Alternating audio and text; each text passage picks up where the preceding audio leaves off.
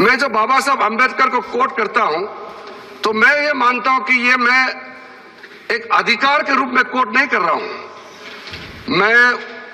दायित्व के हिसाब से मैं बोल रहा हूं। क्योंकि अगर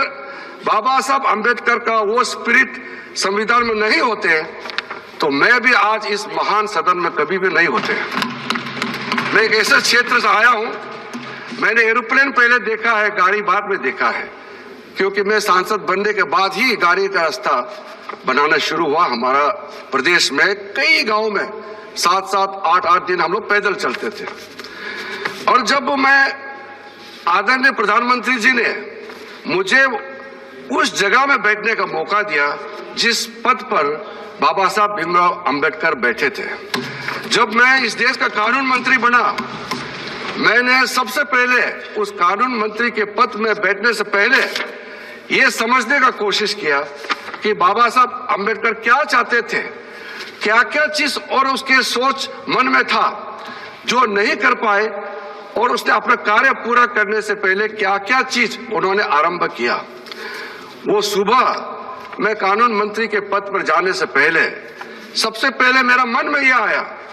कि बाबा साहब भीमराव अंबेडकर इस देश का पहला कानून मंत्री तो बना, लेकिन उन्होंने इस्तीफा क्यों दिया,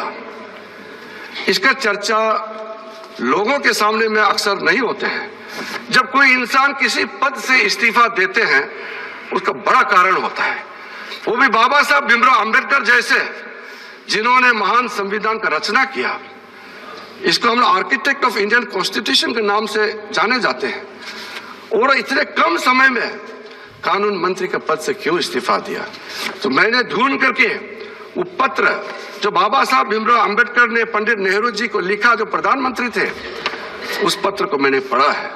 अब मैं पत्र को, लंबा पत्र है, पूरा जिक्र नहीं करना चाहूंगा, और उसके पत्र में 1 पॉइंट है, 2 पॉइंट है, वो भी मैं कुछ देर में मैं जिक्र करूंगा। अभी मैं सबसे पहले इस बात से मैं शुरू करूंगा कि आप हो या हम सब फक्र महसूस करते हैं इस देश का नागरिक होने का, क्योंकि